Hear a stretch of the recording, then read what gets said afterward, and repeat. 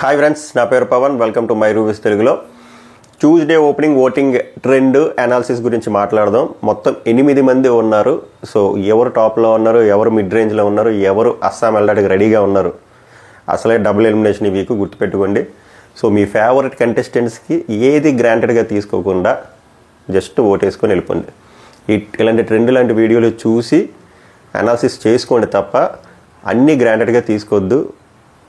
మీ favourite contestant కానీ ఈ వారంలో ఉంటే ఎవరైనా సరే ఓటేసుకోండి. హాట్స్టార్లో ఒకటే, ఫోన్లో ఒకటి, రోజుకి 2.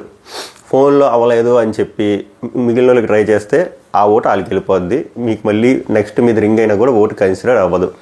ఇదే పెద్ద మిస్టేక్స్ చేస్తారు, ఎస్పెషల్లీ లాస్ట్కి వచ్చేసరికి. సో ఎవరు ఫోన్ కాల్ చెక్ చేయదు, వేరే కంటెస్టెంట్ ఫోన్ కాల్స్. మీ వాళ్ళు అవ్వకపోతే మిడ్ నైట్ ట్రై చేయండి, అప్పుడు రింగ్ వెళ్తుంది. ఎందుకంటే లైన్స్ బిజీగా ఉంటాయి లాస్ట్కి వచ్చింది కాబట్టి. హాట్స్టార్లో అయితే మీకు ఆ ప్రాబ్లం ఉండదు, రోజుకి 2 ఓట్లు. అది టెస్టింగ్లో వద్దు బిగులు. వీడియో చూసే ముందు లైక్ చేస్తుండే. థ్యాంక్ యూ సో మచ్, ధన్యవాద్. 8 మంది ఉన్నారు. 100% డబుల్ ఎలిమినేషన్ ఈ వీక్. 100% డబుల్ ఎలిమినేషన్ కాబట్టి ఎవరు ఎలిమినేట్ అవుతారు అనేది కూడా క్లియర్గా మాట్లాడుకుందాం. ముందు టాప్లో ఎవరు ఉన్నారు, అసలు ఫస్ట్ 2 బ్యాటిల్స్ ఎవరి మధ్యలో. నబీల్ కూడా వచ్చాడు కాబట్టి నబీల్తో ఉంటుంది అనుకున్నా కానీ నబీల్తో లేదు, which is as expected. Nabeel graph నబీలే చెడగొట్టుకున్నాడు. అది నబీల్ ఫ్యాన్స్ అని ఒప్పుకోవాల్సిందే.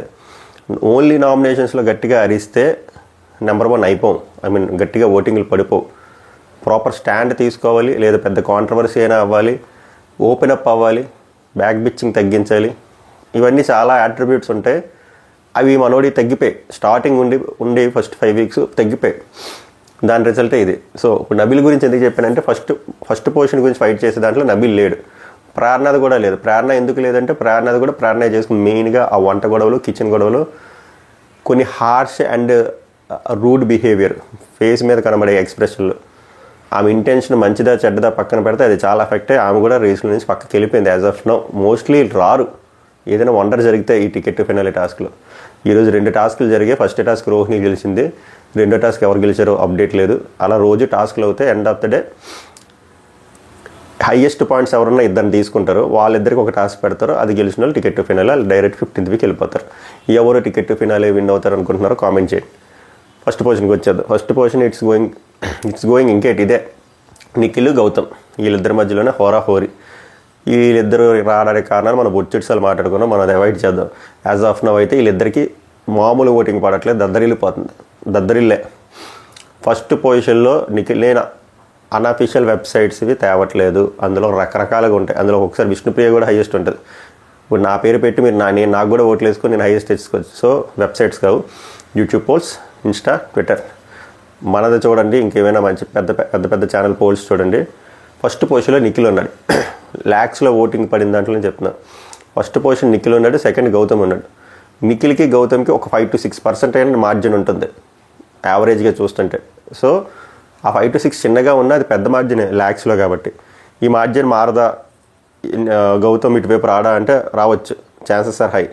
అది all depends upon ticket to finale. And 14th week అంటే ఈ week 14th week vote appeal టాస్క్లు పెడతారు. పెద్ద గొడవలు ఏవో. లాస్ట్ టైం ఏదో జరిగింది కానీ అమర్దీప్కి, పల్లవి ప్రశాంత్కి.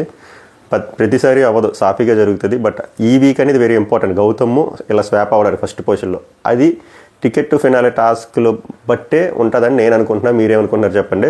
బట్ యాజ్ ఆఫ్ నౌ నిఖిలే ఫస్ట్ పొజిషన్లో ఉన్నాడు, సెకండ్ పొజిషన్ గౌతమ్. ఇందులో మార్పులు చేర్పులు లేవు. వీళ్ళిద్దరి దగ్గరికి ఎవరు రావట్లే కూడా.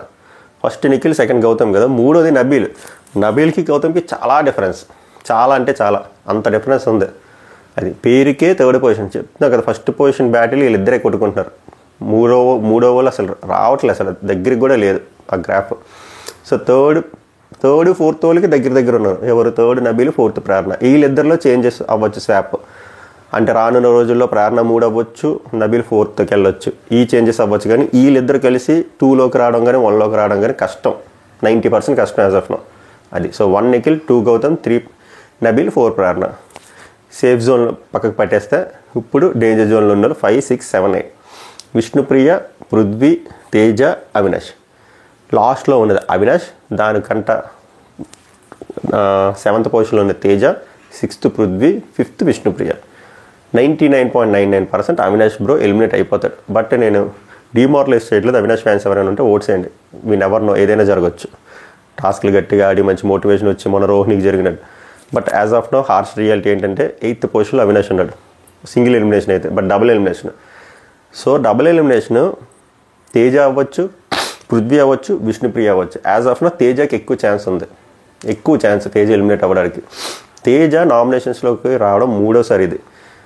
పృథ్వీరాజ్ ఇది నామినేషన్స్లోకి రావడం 12వసారి 13వసారి. Vote bank, consistent vote bank ఉంది. సో అలా పోలిస్తే తేజకే danger bells. But we never know, Teja మళ్ళీ గట్టిగా ఆడాడు అనుకోండి హెల్ప్ అవుతుంది. బట్ సెకండ్ పర్సన్ ఎక్కువ ఛాన్స్ ఉంది ఎలిమినేట్ అవ్వడానికి ఎవరైనా ఉన్నారు అంటే అది తేజ. బట్ ఓన్లీ తేజ అంటే లేదు, పృథ్వీరాజ్ అవ్వచ్చు, ఇంకొకరు ఉన్నారు చూసారు విష్ణుప్రియ. ఈమె కూడా నామినేషన్స్లోకి ఎక్కువసారి వచ్చారు. బట్ ఈసారి ఈమె ఎలిమినేట్ అవ్వడానికి కూడా ఛాన్స్ ఉంది. టికెట్ టు ఫినాలే టాస్క్లు ఈమె కంటే పృథ్వీ, తేజ గట్టిగా ఆడి ఈమె గివప్లు ఇచ్చేసి అట్లాంటి ఏం జరిగింది అనుకోండి, ఈమె అలా అస్సాం వెళ్ళిపోద్ది అవినాష్తో పాటు. సో ఇవి possibilities. Highest possibility first Avinash, second Teja or Prithvi or Vishnu.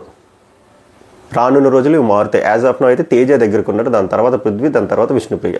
ఒక బెర్త్ అయితే సేఫ్ అయిపోయింది అస్సాంకి, అవినాష్. అది సో ఇది అనాలిసిస్, ఇది trend. But me favourite contestant అది అవినాష్ అయినా, తేజ అయినా, పృథ్వీ అయినా, విష్ణుప్రియ అయినా ఎవరైనా సరే హాట్స్టార్లో ఒక ఓటు, మీ సిరికాలో ఒక ఓటు వేసుకొని ముందుకెళ్ళండి. ఏది గ్రాంటెడ్గా తీసుకోవద్దు, చెక్కింగ్లు అస్సలు చెయ్యొద్దు.